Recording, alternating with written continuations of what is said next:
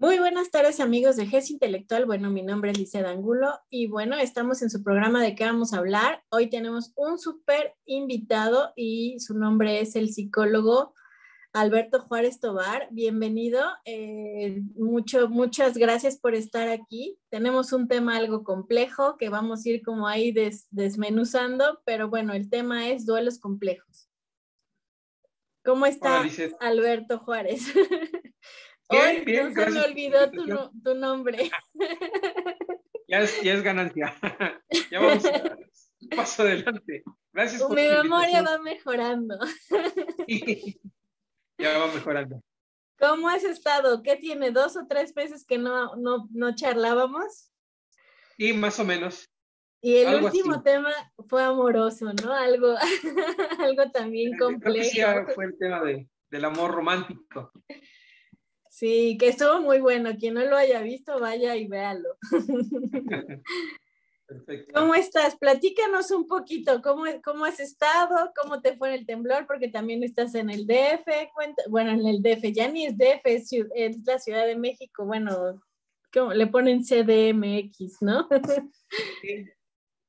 Pues bien, me fue. Mira, lo que pasa es que yo estoy al sur de la ciudad, cerca de donde donde está el volcán Xitle. Es una zona de piedra volcánica, entonces los temblores muy al sur, cerca de la salida de Cuernavaca, en el centro de Tlalpan. Los temblores no se sienten tan fuerte porque de abajo es muy macizo el suelo. Son de piedra, como el Pedregal, ¿no? Que también es muy duro. Exactamente, sí, es muy duro el piso. Y pues no, esta vez tengo unas lámparas, pero se movieron un poquito y no me dan miedo los temblores. Esa es la realidad. Viví el temblor del 85, el terremoto. Estuvo muy fuerte. Y hubo mucha gente murió, muchos edificios se cayeron, en fin. Lo transitamos bien este tema.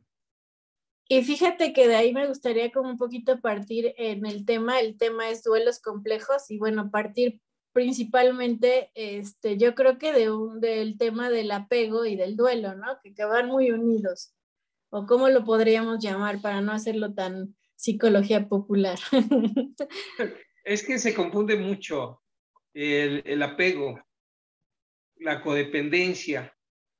Popularmente se cree que los problemas de los sujetos es cuando tienen apego a un sistema emocional. En la terapia sistémica nos habla de que con los amigos, con los hermanos, con los papás, con la pareja romántica, se construyen sistemas emocionales de características particulares. Y popularmente se cree que el apego es malo, pero no es cierto. Y confunden mucho algo que en sistémica se llama relaciones complementarias y colusivas con la codependencia.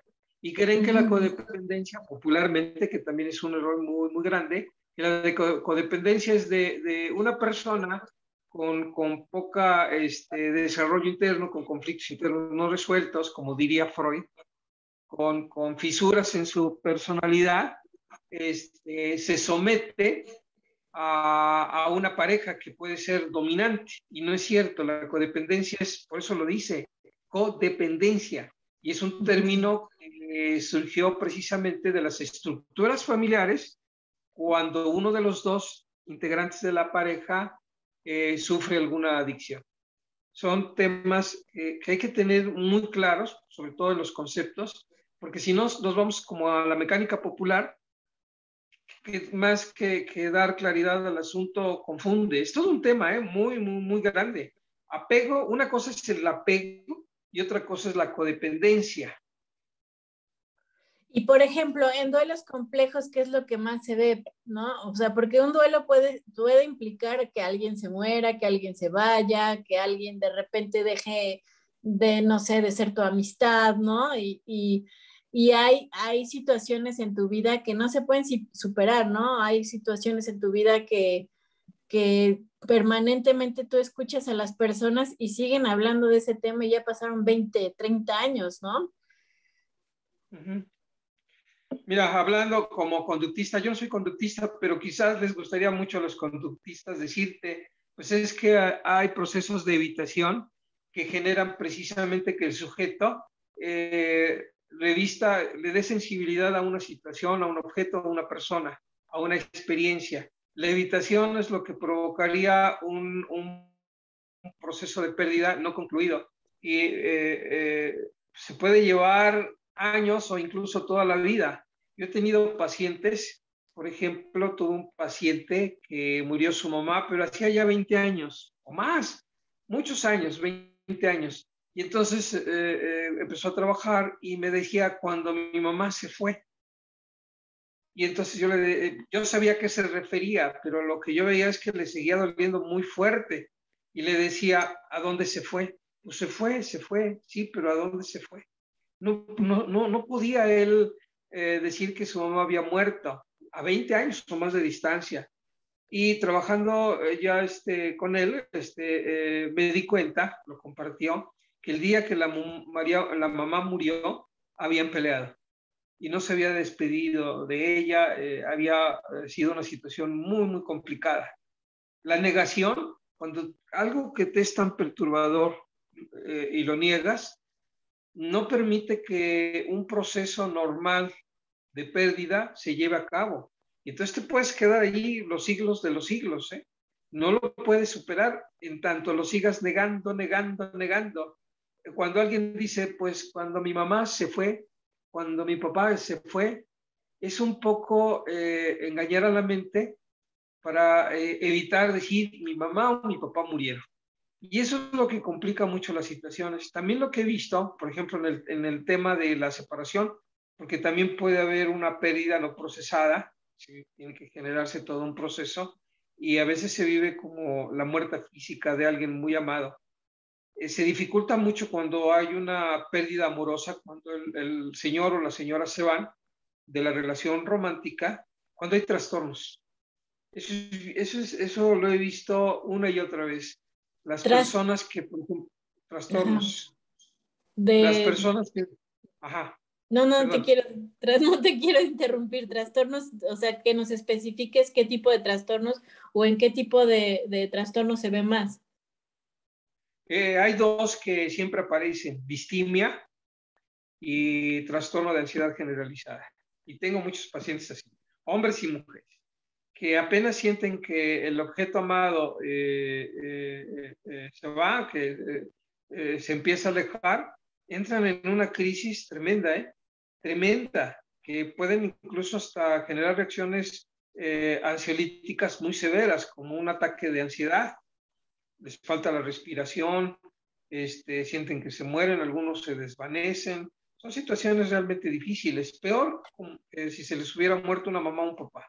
Hay reacciones así muy, muy, muy fuertes, sumamente fuertes, que habla de que eso, pues sí es dolorosa la pérdida amorosa, pero hay grados, hay niveles. Como decía un profesor, porque tuve también psicoanálisis en la universidad, era una clase ahí, decía el maestro de psicoanálisis, nada más era una materia, porque en la universidad no se ve mucho el psicoanálisis. No sé ahora, pero antes no. Y decía, aquí hay una línea, aquí, de esta línea para abajo es lo normalito. Y de esta línea para acá ya está la neurosis y hasta la locura. Así es Sí, porque también. para ellos todo es neurosis, ¿no? Bueno, muchas cosas son neurosis o tiene que ver con la sexualidad o... Sí, sí están medio deschavetados los psicoanalistas. Como diría Fritz Perls, otro psicoanalista retirado del psicoanálisis, está jalado de los pelos.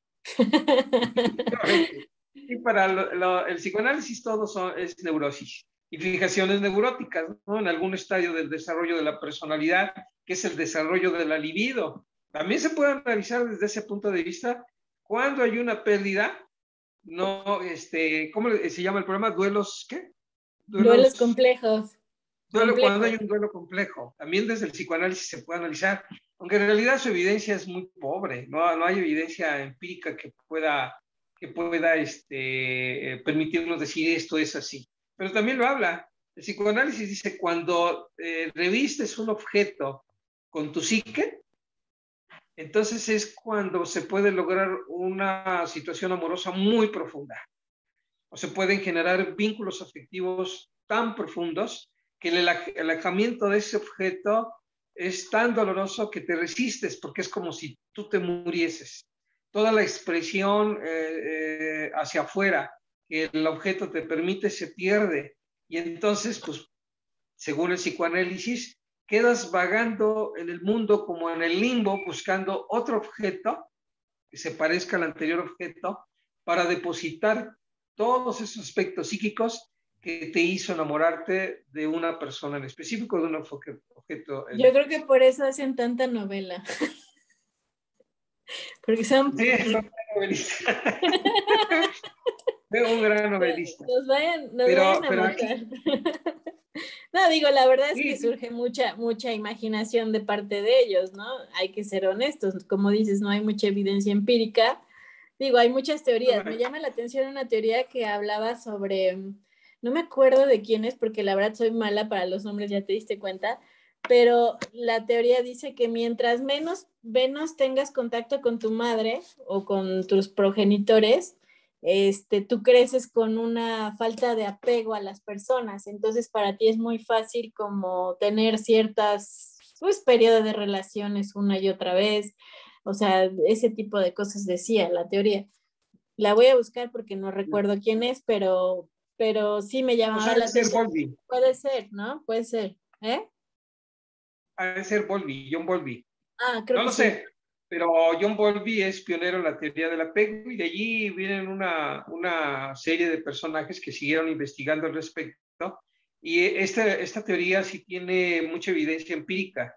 John Bowlby estuvo en la Segunda Guerra Mundial y le pidieron que él Ujú. averiguara qué pasaba con los niños huérfanos que estaban en situación institucional. La Segunda Guerra mundió una cantidad bárbara de seres humanos, de tal suerte que muchos niños habían quedado huérfanos de padre y madre, y niños muy pequeños. Entonces no hubo mayor recurso que el meterlos a instituciones, a ser atendidos por enfermeras que ni siquiera estaban preparadas y que no sabían nada sobre la psique de un ser humano de esas edades, ¿no? En esos estadios de Ujú. desarrollo. Y entonces John Bowlby creo que fue esto lo pidió ya estaba entonces la Organización Mundial de la Salud, que es un organismo adherido a la Organización de Naciones Unidas, a la ONU, y le pidieron que averiguara qué onda con estos chavos. Y entonces se encontraba que todos estos huérfanos empezaban a tener ciertas conductas obsesivas y estereotipadas, porque habían quedado huérfanos muy pequeños y la enfermera lo único que hacía era pues darle del alimento, cambiarle el pañal y se acabó. No había el apapacho, no había el acompañamiento. Y estos niños empezaron a tener conductas estereotipadas de moverse así. Había otros niños que estaban como ausentes, como anulando el mundo. Él siguió con sus investigaciones y pudo determinar que con el tiempo muchos de ellos sufrieron algunos trastornos mentales y otros más sufrieron conductas delictivas. Entonces, los trabajos de John Bowlby establecen que el vínculo de apego es importantísimo para un ser humano, muy importante. Si no tienes un vínculo de apego con una mamá, con un papá, con un tío, con un abuelo, entonces vas a tener serios problemas a lo largo de tu vida y muchos de ellos no sobreviven. Hasta allí quedaron las investigaciones, pero después vino un tal Harlow. Y Ujú. está allí, eso lo pueden ustedes buscar en internet, en YouTube, los trabajos de Harlow con monos resus. Y él se Ujú. dio cuenta, él separaba a los macacos, a los monos resus, pues, chiquitos, creo que recién nacidos, y los ponía en una jaula. Y nada más les daba alimento, les ponía una mamila y se alimentaban. Estos con el tiempo empezaban a tener conductas muy perturbadas, muy perturbadoras. Hizo otros experimentos donde ponía una estructura de acero simulando una mamá macaco, como si fuera Ujú. un mono resus, y allí le ponía la mamila. Entonces, lo que hacía el monito, el mono Resus, era tomar de allí el alimento y además recibir el apapacho, el acompañamiento. Y encontraba, por ejemplo, que en otras jaulas lo que hacía, ponía aquí la mamila y acá la estructura de acero. Entonces el macaco, el mono, tomaba el alimento en un lado y corría a la estructura de acero. En otros puso una estructura de acero, pero ya con cierta felpa más acolchonada. Y les daban igual a los monos resus alimento en otro sitio de la jaula.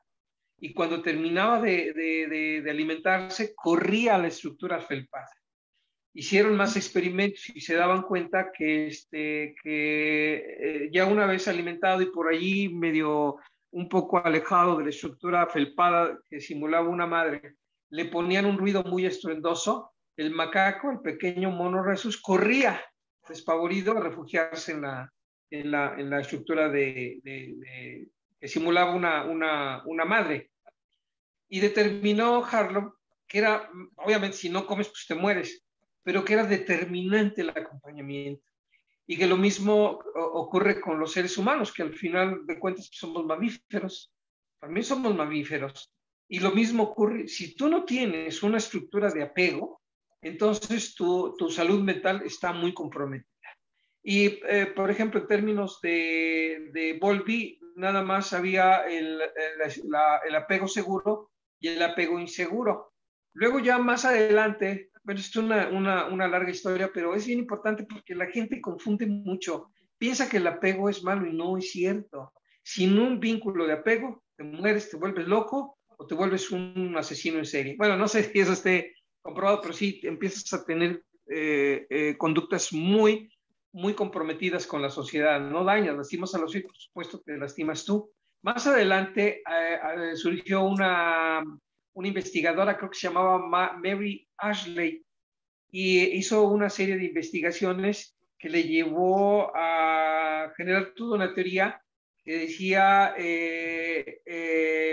vínculo de apego en situación extraña, para determinar cómo operaban los distintos vínculos de apego.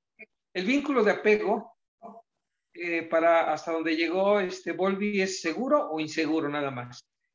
Harlow se dio cuenta que el apego era importantísimo, más importante que el alimento, porque él vio que cuando estaban totalmente en aislamiento, metía a otros monos en la misma situación de aislamiento y se comían entre ellos, o sea, generaban canibalismo a ese grado. O sea, sin apego, en estos macacos, en estos monos esos, podían practicar el canibalismo, no pues, soportaban otra o la presencia de otros de su especie y se comían entre ellos. Fíjate ese grado.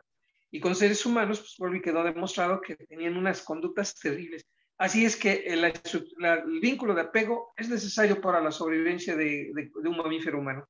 Mary Ashley lo que hizo para averiguar cómo era la estructura de apego segura y cómo era la estructura de apego insegura, lo que hizo fue un experimento con seres humanos muy medido para poner al bebé en una situación extraña. Es decir, estaba con la mamá en un cuarto, el niño estaba tranquilo, pero de pronto la mamá salía. Te lo voy a resumir. La mamá salía y lo dejaba solo. Entonces el niño, cuando se daba cuenta, pues estaba ocupado, a lo mejor jugando, se daba cuenta y no estaba la mamá, dejaba de jugar y empezaba a buscar a la mamá. Pero de pronto metían a alguien desconocido y el niño se alejaba. Así pasaba un rato y después de un tiempo entonces ya aparecía la mamá y ese es el momento precisamente de la investigación. ¿Qué ocurre con un niño que la mamá se ausenta por unos minutos, por un tiempo determinado? Cuando regresa, ¿qué pasa? Y para determinar cómo era el apego seguro y cómo era el apego inseguro. Cuando regresaba la mamá, había niños que lloraban y se enojaban con la mamá, pero la abrazaban y se dejaban consolar. Pero había niños, esos eran los niños de apego seguro. Pero los niños de apego inseguro, lo que hacían era que una vez que ya regresaba mamá, le evitaban. No la querían ver. Y con el tiempo, sí, bueno, en este caso no lo sé, pero yo he tenido ya casos donde por una situación médica un niño pequeño tiene que ser hospitalizado y los papás no tienen la posibilidad de estar con él durante un tiempo mientras dura el tratamiento en el hospital. Cuando el niño sale, evita al progenitor donde está la estructura de apego. Puede ser la mamá o el papá, ¿eh? El vínculo de apego se puede generar ya sea por el mamá o la papá, a lo mejor con el papá porque la mamá trabaja y el papá es quien lo cría, o la mamá porque la mamá está en casa y quien lo cría es ella. Y entonces he tenido ya casos que después de una situación hospitalaria donde pues es privado de la presencia del que lo crió, donde está el vínculo de apego, una vez que regresa a casa, evita, no quiere relacionarse con su mamá o con el papá, dependiendo con quién está el vínculo de apego. Y poco después generan crisis de ansiedad. Yo ya he tenido así pacientes. Y Sí. buscando los antecedentes, pues me dicen, esto lo presentó poco después de haber salido del hospital. También habría que considerar que una situación hospitalaria es muy perturbadora y esas crisis de ansiedad puede ser a lo mejor un poco producto de estrés, a lo mejor en algunos casos estrés post-trauma. Ahorita durante la pandemia he tenido casos de personas que han estado en el hospital intubadas, salen adelante y más ya cuando están en su casa, ya salvo, ya lo rebasaron, ya salieron bien, generan crisis de estrés post-trauma. Y he recibido sí ya muchos pacientes. Entonces, ¿se entiende bien qué es el apego? El apego no es malo. El apego es determinante. Aquí el punto me gustaría que lo equilibráramos porque hay apegos extremos, ¿no? O sea, hay apegos donde no te puedes separar, ¿no? Donde hacen codependencias, donde hacen... Cosa. A ver, explícanos eso. Eso es otra cosa muy distinta. Y El eso apego, porque se da también, por ejemplo, en qué persona, bueno, es que no me gusta hablar como de personalidades o muy, pero bueno, en un análisis más o menos funcional, ¿a qué conducta obedece eso? O por qué lo hacen? ¿O por qué normalmente es? Bueno, ahorita ya me dijiste, en parte es mucho por estrés postraumático, por algunas situaciones que detonan esa conducta, pero en ese caso, más o menos, ¿qué has visto? ajá, mira, que quede bien claro. Una cosa es el vínculo de apego, que es totalmente sano, y otro caso, y otro asunto muy distinto es la codependencia. Como el tema es duelos, duelos que, perdón, Duelos complejos. Sí, duelos o sea, complejos. y más Duelos te digo complejos. por qué lo pensé, porque a mucha gente, o sea, primera, porque hay personas que nos cuesta mucho trabajo con determinadas personas, no con todas, como tener un duelo. Y a veces haces duelos anticipados. Te lo digo a lo mejor por experiencia, ¿no? En mi caso, muchas veces hago duelos anticipados, a lo mejor me estoy identificando con los niños que ya no quieren sentir dolor y alejan a las personas o alejan, porque ya tuviste experiencias de cierta manera que no quieres volver a vivir y haces duelos anticipados. Y tratas de no generar apegos o alguna situación similar, a ver si no me vuelvo una psicópata, que ya no siente nada, ¿no? O que ya no quiere, pero sí, normalmente digo que todo mundo es social y tiene necesidades de socializar, aunque digamos y nos hagamos los fuertes, sí es verdad. No estamos hablando de una patología, pero bueno, más o menos así es el proceso del dolor o de la evitación al dolor, ¿no? Mira, si nos vamos a la teoría, a producto de un montón de investigaciones, te diré que ahí sí ya surge en pleno el término de codependencia. La codependencia, como su nombre le dice, es, por ejemplo, si tú en colaboración con otra persona escribes un libro, ¿cómo te llamarías? Yo, ¿cómo? Autora. Ah, ¿qué? O sea, coautora. Ah, ok, sí, claro. Ajá. Entonces, el término codependencia, ¿a qué se refiere? Que estás como a la sombra de alguien, ¿no? No, no. Coautora, pues participas al igual que la otra, pero eres coautora. La otra, puede ser la otra autora porque a lo mejor escribió más, fue la idea, pero tú eres coautora. Tú también escribes ese libro. Esa expresión tuya, la codependencia, la codependencia, y lo que yo he visto en parejas codependientes, que es un término que se usa para nombrar estructuras donde hay uno de los dos con consumo de sustancias, alcohol. Eso salió mucho del tema de los alcohólicos, la investigación y el estudio de familias donde hay un alcohólico, el papá, incluso la mamá. Se acuñó ese término, codependencia. ¿Qué significa la codependencia? Tus defectos los necesito para yo sentirme presente en la relación e incluso presente en la vida. Si tú eres defectuoso, si tú eres un borrachote, entonces yo tomo sentido de vida. A mí me da una expresión muy grande el que tú te has borracho, porque mi misión en esta vida sería sacarte de borracho. Y si te saco de borracho, entonces yo me muestro como una persona cuando menos exitosa en el amor, que por el gran amor que me tiene la pareja, lo voy a sacar de un tema tan difícil como es el alcoholismo, porque además está considerado una enfermedad. Y el alcohólico, por su parte, pues siente que está teniendo toda la atención, sobre todo de la pareja y del conjunto familiar también, a través de su alcoholismo. Y entonces esas conductas, esa estructura de interacción no permite que el alcohólico deje el alcoholismo y que la señora deje de estar fregando. Cuando ya no hay más para dónde hacerle y se rompe, son situaciones que generan eso que tú dices, duelos complejos. Esa es una. Y la otra es porque es un sistema, es una estructura colusiva y complementaria donde sí están cruzadas por trastornos que se pueden generar desde antes. Se llamaría, por ejemplo, distimia. Antes de conocerse, los dos ya son distímicos. Pero ya al entrar en una interacción se cuentan historias muy colusivas, muy inventadas, muy fantasiosas, que ambos soportan. Y entonces, además de tener encima un trastorno depresivo mayor o trastorno de ansiedad, no resisten la idea de que esa fantasía, y esto está en el modelo sistémico muy documentado, que esa fantasía que construyeron entre los dos se rompa. No lo resisten, no quieren. Y cuando ya no hay más remedio y se rompe, cruzado por algunos trastornos, se ponen mal.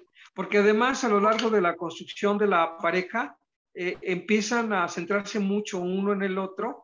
Y por ejemplo, no hay nada más importante que su pareja. Ni el trabajo, a veces ni los hijos, ni las amistades, ni nada. Están tan centrados en uno del otro que cuando empiezan a separarse es normal que te digan, yo necesito acompañamiento, pero de mis papás y de mi familia de origen estoy distanciada porque hemos tenido muchos problemas. Y no tengo una amiga porque precisamente para atender esta relación con mi pareja me alejé de todo el mundo. Y es cuando vienen los duelos complejos, los duelos difíciles. Así facilito, por ejemplo, hay un autor que le dicen el Sócrates norteamericano, que bueno, es un libro, pues que trae algunas cosas interesantes. Él dice que si te centras en la pareja, pues entonces no te centras en nada, porque pues descuidas el trabajo, descuidas la vocación, descuidas la familia, descuidas los amigos, descuidas el arte, descuidas actividades incluso lúdicas y recreativas y altruistas. Estás centrado en nada más, tu mundo es tu pareja. Pero eso es producto también de trastornos. No necesitas a fuerza que alguien esté allí, que también algunos autores dicen que puede venir de defectos del vínculo de apego, que necesitas estar allí viendo al sujeto para que no entres en pánico. Tengo una pareja, Lisette, y eso no solamente lo viven mexicanos, sino también extranjeros. Tengo una pareja norteamericana que la señora entra en pánico si el señor, por algo, por XY, se enoja y en la cama le da la espalda. No lo soporta. De tal suerte que le da una crisis de pánico y sus pensamientos son, estoy sola, nadie está conmigo, me va a dejar mi marido, oh, ¿qué voy a hacer? Imagínate si esta pareja tiene tantos problemas que no se resuelven y se rompe. ¿Qué pasaría con ella principalmente? Es cuando luego se suicidan y hacen ese tipo de cosas. Hay personas que se suicidan. Sí, he tenido casos y no de esposos. Tuve un caso hace muchos años de una chica que andaba con un muchacho, su novio. Lo vi con el novio, pues, no con la chica. Ya no conocía a la chica. Y entonces él, pues nunca, pues no la quiso y decidió separarse, decidió romper. Entonces un día decidió, pues hoy la voy a ir a ver a su casa. Y le voy a decir pues, que esto se acabó. Por eso fue a terapia, vino a terapia. Y entonces resulta que llega al departamento de esta niña que vivía, pues no sé, creo que en el último piso de un edificio alto, y le dijo, ¿sabes qué? ¿Quién sabe cómo se lo habrán dicho? No recuerdo, pues se lo dijo, se acabó. Él salió, se fue a su casa y poco después la chava se subió a la azotea y se aventó de cabeza. Se suicidó. Qué barbaridad. No conocí el caso de la chica. Tengo pacientes, mujeres y hombres, que entran en crisis y que comienzan a pensar cuando hay riesgo de separación, es que no lo voy a soportar, no puede ser, ¿qué va a ser de mi vida? No puedo. E intentan suicidarse. Yo de inmediato cuando me doy cuenta de eso hago una evaluación y sí observo que tienen algo que se conoce como trastorno mixto. En algunos casos es distimia, que son síntomas muy parecidos a la depresión, al trastorno depresivo mayor, pero que tienen ya son muy antiguos, que tienen muchos años, y trastorno de ansiedad generalizada. Y yo los canalizo. Casi todas las semanas estoy derivando a pacientes por temas amorosos de separación con sus psiquiatras, que busquen ellos los psiquiatras, y siempre coincide el psiquiatra con mi diagnóstico, trastorno mixto, y son medicados, porque ya tienen ideación suicida. A ese grado, claro que no es la separación, no es el que el señor o la señora se vayan, eso lo detona. Eso detona una serie de trastornos que ya se venían viendo a lo largo de su vida y que una vez que viven algo tan fuerte como es la separación amorosa, la pérdida amorosa, es como un gatillo que ¡boom! Detona. Y si hay gente que se suicida.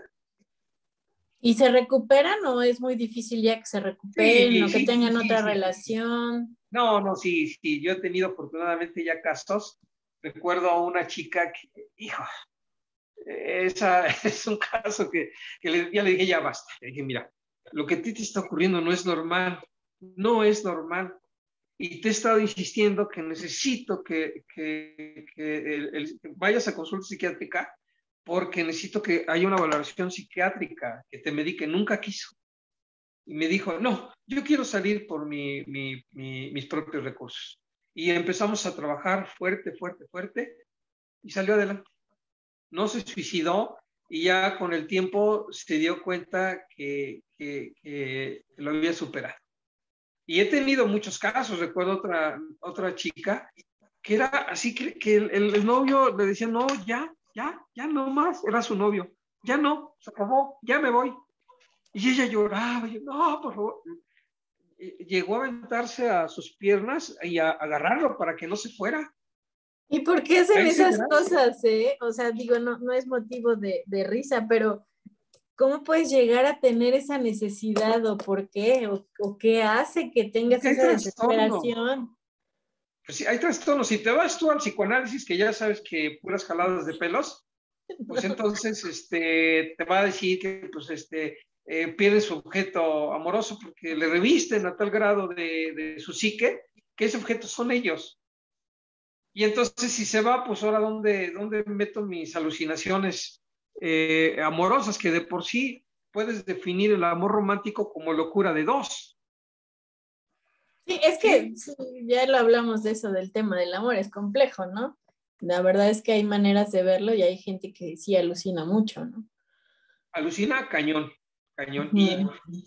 Pues también lo que noto, de acuerdo a mi experiencia, es que siempre hay algún trastorno. Nunca una persona que reacciona de esa manera tan desmedida, que no lo soporta, que no lo tolera, ya estando en terapia se ve, es porque tienen en curso un trastorno que se va haciendo más agudo, cada vez más agudo. Oye, ¿y la Siempre habrá, infancia qué tuvo que ver ahí? ¿Hubo alguna experiencia en la infancia, en lo que has visto? a veces nada, a O veces no sea, hay nada. Pueden tener una infancia correcta, normal, este,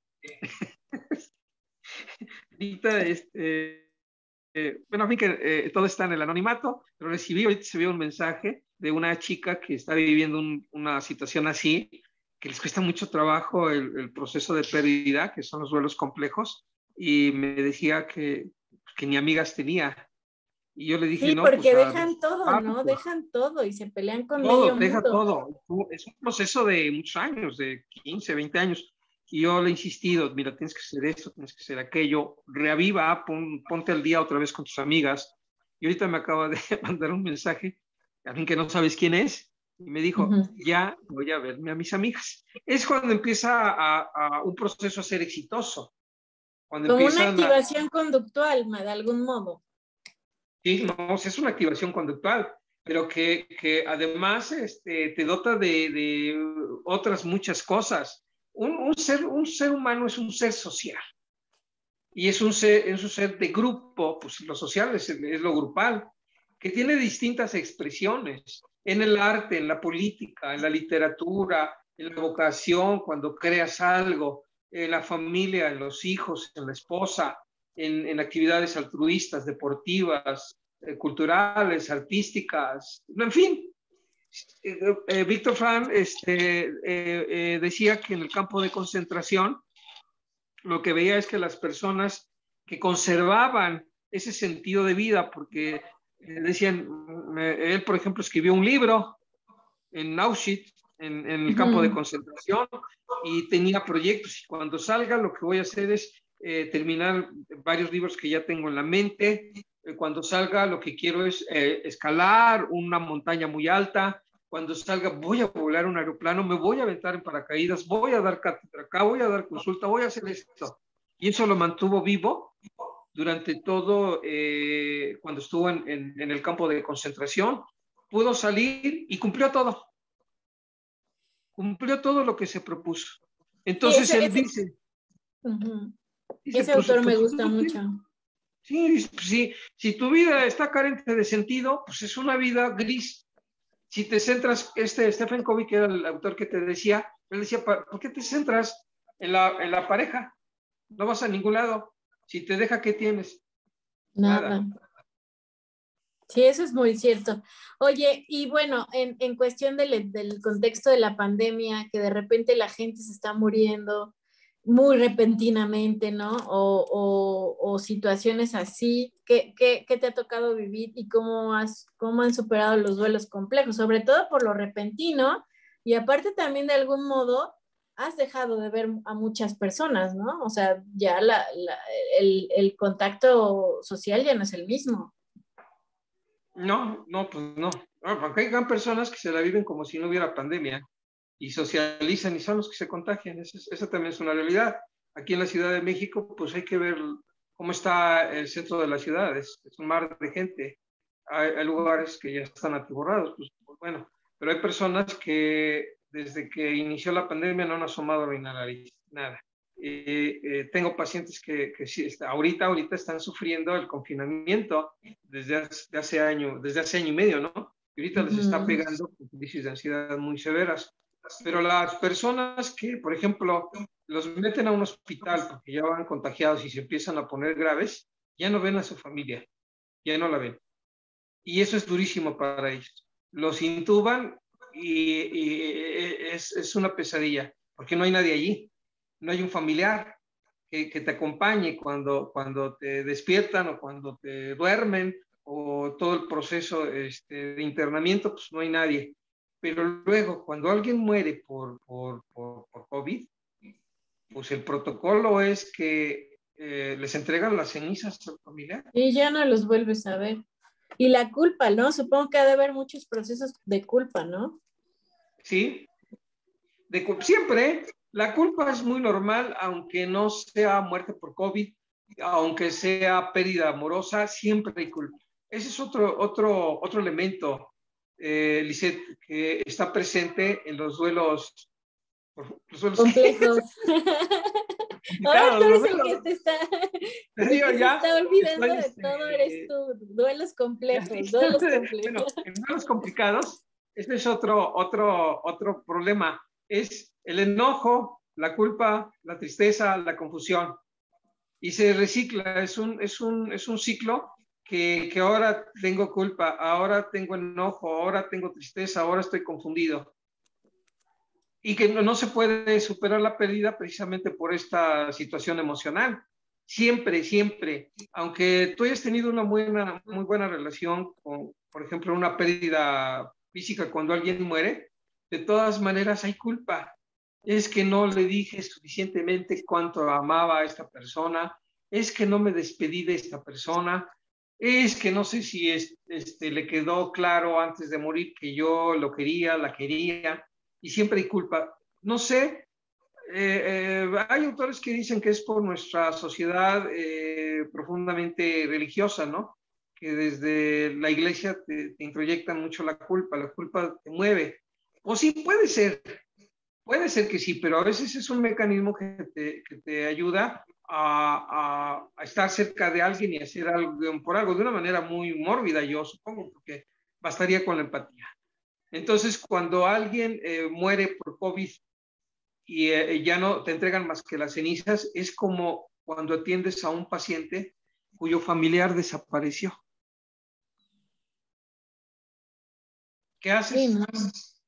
No saben si está vivo, no saben si está muerto, pasan los años y no vuelve a aparecer. Es un dolor que permanece de por vida. O cuando muere un hijo, porque también he atendido personas que pierden un hijo y se ponen muy perturbados, incluso hasta en terapia se enojan y dicen, ¿a poco me va a decir que algún día lo voy a superar? Te retan, te dicen, Ujú. dígame, lo voy a superar algún día dejaré de sufrir. Y pues lo único que tienes que hacer es decir, de acuerdo a la experiencia, no, superado al 100% jamás. Y yo lo que les digo, no, porque la pérdida de ese tamaño de un hijo, pues ahí va a permanecer el dolor, pero vas a aprender a vivir. Y más si tienes otros hijos, si tienes otras razones por las cuales vivir, pues vas a aprender a vivir con el dolor que fue, por ejemplo, alguien que ya nunca jamás apareció. Y esos duelos son de toda la vida, nunca Fíjate concluyen. que ves que apenas fue el Día Internacional del Suicidio. Estaba yo oyendo testimonios de padres de hijos que se habían Un suicidado. tema. Y realmente, o sea, te desgaja escuchar sus testimonios y la manera en que lo enfrentan, que lo siguen viviendo, cómo pasó. O sea, y uno como padre le dan mil vueltas la cabeza pensando en cómo no se dieron cuenta, ¿no? O sea, todo el proceso de culpa, de pude haber hecho, por qué no lo hice, cómo no me di cuenta, en qué momento sucedió, no escuché las alertas. eh, o sea, y ves que, o sea, yo he entrevistado a otras personas que son especialistas en suicidio y dicen que normalmente es como una estadística que se suicida otro familiar después de un suicidado, ¿no? Entonces, es Una sumamente, tragedia. sí, es una tragedia, ¿no? Y más en jóvenes, porque como papás, bueno, a lo mejor ya la gente adulta, ¿no? Que ya sufrió, que ya vivió, que todo, pero como que en procesos de la juventud, no sé por qué, bueno, en padres e hijos, no lo puedes aceptar, ¿no? No, también hombre, por ejemplo, personas que sufrieron el suicidio de un papá o de una mamá, o incluso de ambos progenitores, que hay muchas personas que sufren el suicidio de ambos progenitores como un pacto suicida incluso, ¿sí? O sea, hay casos. Ujú. También de por vida ves un duelo nunca concluido, no se puede. Ahí siguen, aprenden a vivir, incluso aprenden a disfrutar las muchas cosas que puede dar la vida, pero siempre esa como sombra, ¿no? que por ahí es muy estigmatizante, el suicidio es muy estigmatizante y genera mucha culpa, porque las personas dicen, ¿por qué no me di cuenta? Tú lo mencionaste perfectamente bien. Pude haber ayudado. ¿Por qué se suicidaron? Piensan que aunque hay algunos autores que han investigado el asunto y dicen que muchos suicidios van con dedicatoria. Es decir, he tenido yo pacientes que a punto de suicidarse se les ilumina el cerebro y van a terapia, vienen conmigo. Bueno, algunos vienen conmigo. Tuve un paciente que decía, yo estuve a punto de suicidarme. Me iba a suicidar, primero iba a colgar de la sala de una viga que tenemos allí, una cuerda. Me iba a inyectar un veneno y me iba a colgar en la sala. Poco después de que mi mamá saliera a la iglesia, de ahí se iba al mercado, y ya cuando regresara ella me iba a ver colgado. Sí, como dedicatoria, ¿no? Por el enojo que supongo que le tenía, ¿no? Y hay otros que dejan una carta póstuma, y en esas cartas póstumas, de una manera indirecta, con una comunicación de esas muy de segundo nivel, que hay que leer entre líneas, señalan a alguien. Y entonces imagínate que te señalen, por tu culpa me suicidé. ¿Qué clase de pérdida vas a tener? ¿Cuándo la vas a superar? Duelos y como tortuosos. padres, no. Yo creo que como Y no, hay padres situaciones nunca. donde pues, no se puede hacer nada más que ayudarles a que aprendan a vivir con todo y el dolor. Bueno, en un dolor físico por algún problema médico, hay hasta una clínica de dolor que les ayuda a las personas a tolerar un dolor crónico que nunca desaparece. También los dolores psíquicos, hay dolores psíquicos, por ejemplo, cuando un hijo muere, cuando alguien muy cercano a ti desaparece, cuando alguien se suicida, muy cercano a ti, un hijo, un papá, una mamá, eso nunca se puede procesar. Ahí queda. ¿Cómo lo procesas? ¿Cómo lo superas? Sí, no, aprendes a vivir. Fíjate bueno, yo he tenido de los duelos más fuertes que fue la que fue como mi mamá, que es mi bisabuela, ¿no? Es de los dolores más grandes que he sentido, aunque ya te idealizas porque ya es grande, ¿no? Ya digo, ya lo vas como razonando con el tiempo, sabes que llegará, ¿no? Pero nunca lo superas, o sea, y además a partir de ese dolor y de ese sentido de mucho dolor, pues ya cualquier dolor ya no es tan fuerte o por eso te digo, a veces ya tampoco generas más apego porque ya tuviste un dolor muy fuerte que difícilmente lo quieres volver a vivir, ¿no? O hacer otro tipo de apego similar, ¿no? Bueno, pero que quede claro que el apego no es malo. Sí, no. Digo, qué bueno que lo dices porque normalmente es como estigmatizado, ¿no? El apego, ¿no? Lo ven muchas veces Como no algo tan que hay bueno. que evitar, y no es cierto, porque si lo evitas te vuelves loco, no sobrevives y no se puede evitar. Solo si quedas huérfano y te avientan a la calle con los... Bueno, hay casos de que seres humanos muy pequeños los crían changos. Ahí en Discovery Channel vi algunos casos de seres humanos que los crearon animales, pero se vuelven animales, Sí. Sí, literal. sí, eso también es súper interesante, ¿no? Pues en el sentido del comportamiento, cómo es que incluso los animales dan, no sé, más enseñanza que a veces los mismos humanos, ¿no? En la parte humana. Sí, claro. Y eso demuestra que desde la parte es la etiología, sí, ¿verdad? La etiología, es el estudio del comportamiento animal. Hay muchos ejemplos de cómo el vínculo de apego es necesario. Si hay seres humanos que por X circunstancia son abandonados, caen en un lugar boscoso o selvático y se crían con animales. Hubo uno que lo crearon gallinas, estuvo con gallinas, le arrojaban el alimento, y era una gallina, pero sobrevivió. Pero todo un ser humano lo dejas y se vuelve loco, solo.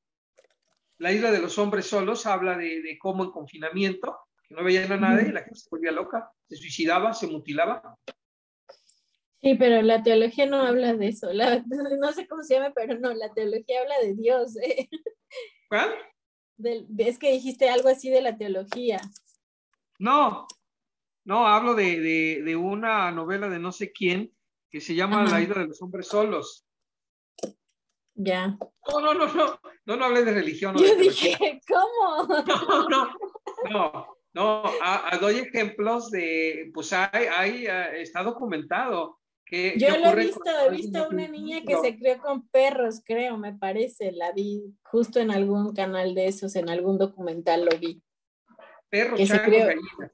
Ujú. Sí, y son, Y luego para son volverla a tan insertar serios. en la sociedad es muy complejo, ya es muy difícil insertarlos en la sociedad. Mira, ¿por qué los seres humanos necesitamos ese vínculo de apego? Uno, porque nacemos prematuramente.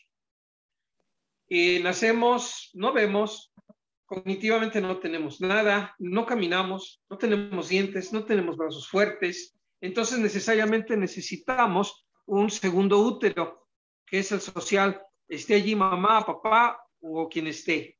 Porque si tú abandonas a un niño recién nacido, se muere.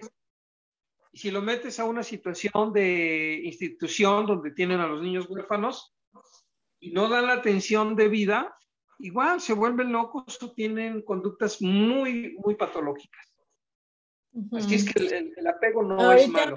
me acordé de una niña que sufría en la infancia mucho estrés y rollos de sus padres, incluso violencia y cosas así. Y bueno, no había generado ningún tipo de apego y la niña empezó a tener como conductas, ¿cómo se llaman? Los que son como asesinos psicópatas. Y tenía, incluso maltrataba a sus hermanos y rollos así muy feos, y hasta que la niña empezó a tener como contactos, pues amorosos, ¿no? Físico, todo ese tipo de cosas. Vinculante. Vinculante fue que la niña empezó a tener cambios buenos en su conducta y bueno, todo el patrón de que era ¿cómo se dice? Psicópata, se descartó, más bien era que no había nada Ajá. de vínculo en ella, ni contacto, ni sabía realmente lo que era a lo mejor el amor o una caricia o alguna situación así, ¿no? Y es por eso que pues, se volvió totalmente fría y mal y Vuelve y le perversa, ¿no? llamó privación afectiva. Ujú. Es que es importante. Entonces ya hay dos conceptos. La codependencia es en sistemas donde hay estructuras amorosas, donde hay un alcohólico que salió del alcoholismo. Y el vínculo de apego, pues es en todos los seres humanos. Debemos tenerlo porque de otra manera no sobrevives. Así de radical. Pues ya vamos a terminar el programa. Doctor, ¿gusta dejar sus datos? Tal vez en un siguiente programa. Es que realmente se debe de hacer un análisis conductual, supongo, en cada paciente. No se puede hablar como en términos generales de qué solución podría tener, pero bueno, más o menos ya hablamos algo de lo que es un duelo complejo y quien se identifique, pues igual podría buscarlo, cuál es su teléfono, sus números, cómo lo podrían contactar. Bueno, pues yo soy Alberto Juárez Tobar. Mi número telefónico es 55 46 17 97 78 y atiendo de manera presencial. Yo estoy en la Ciudad de México, al sur de la Ciudad de México, y atiendo de manera hasta el fondo del sur, ahí cerca de la autopista del Caminero, la autopista México-Cuernavaca. Y atiendo, como te decía, de manera presencial y en línea. Pues creo que en todas las plataformas existen para conectarse. Y Así es que estoy a sus órdenes. desde cualquier Y lugar del atiendo mundo, también ¿no? personas de otros países. La Uh-huh. maravilla tecnológica nos permite conectarnos a donde quieras. ¿Y cuáles son los casos que más ve, doctor? Los casos que más veo, pues son trastornos. No, Trastornos. pero Bueno, problemas, por ejemplo, de pareja y problemas de familia. es lo que más Es le llegan. frecuente. No, pues llegan pues lo que dicen es que traen. Hay algunos que no, que nada más vienen porque tienen trastornos. Hay personas que, por ejemplo, tienen trastorno depresivo, trastorno de ansiedad, trastorno obsesivo compulsivo, Mm. fobias. Y hay otros pues que pues van muchos trastornos pero llegan por problemas con la pareja, con sus papás, con la familia. Incluso he recibido con personas que tienen problemas fuertes con los jefes. Bueno, pues ya saben, ¿cuántos años llevas dando terapia? Ya tienes muchos años, ¿verdad? Muchos años Sí. luz. No quieres decir cuántos para no balconear. No, solo pues, sí, desde el 82 entré al Seguro Social. Yo estuve en el Seguro Social en 1982. Wow. Y se ve joven. Tenía otros asuntos, yo hacía terapia grupal, etcétera, y estaba yo haciendo más cosas en el Seguro Social, pero yo entré al Seguro Social en el 82 y después me fui. Y hasta la fecha. Hasta la fecha. Pues me dio mucho gusto platicar con usted y más estos temas que son luego muy complejos, polémicos. Me gusta hablar sobre eso. Como la vez pasada que hablamos sobre los temas amorosos y conflictos amorosos. Y bueno, de ahí podemos sacar mil cosas, ¿no? La verdad. Incluso podemos hablar desde el psicoanálisis. No, ya, eso ya, hasta parece que es a propósito. Pues es que el anecdotario también es importante, es divertido. Me gusta cuando me platica usted de los experimentos y de la evidencia empírica que existen en ellos. Sí, claro. Eso es importante, basarse en evidencia, porque pues irse por el psicoanálisis es así como agarrar la bolita mágica y a ver qué hay, no sé, siento como una que novela, ¿no? Sí, igual pues no pueden escribir un libro, ¿no? Pues sí, así es. Perfecto. Qué gusto me dio. Pues igualmente, doctor, pues nos estamos viendo en el próximo programa, esperemos pronto, y bueno, pues a todos los que nos ven cada jueves, les agradezco mucho y nos vemos el próximo jueves. Bueno, más bien dentro de 15 días. Gracias a GES Intelectual y a todos los que están atrás, a David, a Juan Carlos y a usted, doctor Alberto Juárez Tobar, muchísimas gracias por estar con nosotros.